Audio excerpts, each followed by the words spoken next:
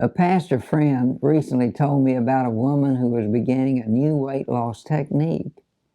She attached a picture of a Victoria's Secret model on her refrigerator door, so every time she started to open the refrigerator, she would look at the picture and walk away. And it worked. She lost 10 pounds in a month. Her husband, on the other hand, gained 10 pounds.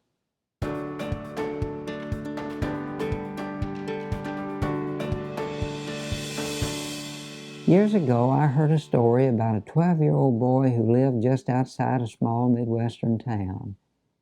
He heard that a traveling circus was coming to town, and having never seen a circus, he begged his dad to allow him to go and see it for himself. The father relented, gave his son a dollar bill, and sent him on his way. When the boy reached the outskirts of the town, he saw people beginning to line the streets. Making his way through the gathering crowd, he stood on the sidewalk as the circus began to come down the street. The boy was amazed. He saw a marching band, followed by jugglers and wild tigers in cages, men riding on elephants, and finally a group of clowns bringing up the rear of the parade. As the last clown passed by, the little boy ran out and gave his dollar bill to the clown, and then turned and walked home. He thought he had seen the whole circus, but in reality he had only seen the parade. Sometimes when we think we're at the end, it turns out that we're really only at the beginning. What appears to be the finish line may well be the starting line. For over 20 years, while serving at Palm Beach Atlantic University, I watched graduating college students walk across the stage and receive their diplomas. Many celebrated, believing they were crossing the finish line, when in reality, they were crossing the starting line. That's why graduations are called commencements. To commence means to begin.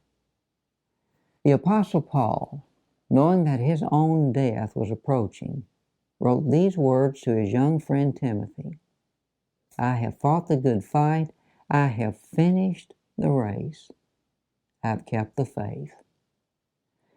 But when Paul died, did he cross the finish line or the starting line? Growing old, I've thought a lot about finish lines. There is a particular story in the Bible that has increasingly become relevant and reassuring to me.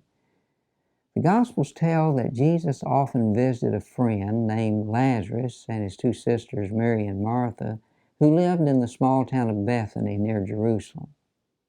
Lazarus became seriously ill, and Mary and Martha sent word for Jesus to come, believing Jesus could heal him. But by the time Jesus arrived, Lazarus had already died and was buried. Mary and Martha were devastated. But Jesus turned to the grieving sisters and said these very important words found in John chapter 11, verse 23. Your brother will rise again. He then went on to say in verse 25, I am the resurrection and the life. He who believes in me will live, even though he dies. Jesus was revealing to Lazarus' sisters the reality of the gospel message, which assures all of us that death is not the end. The gospel is premised upon the resurrection of Jesus and the promise of our own resurrection. Therefore, death is the beginning of a life that will never have an ending.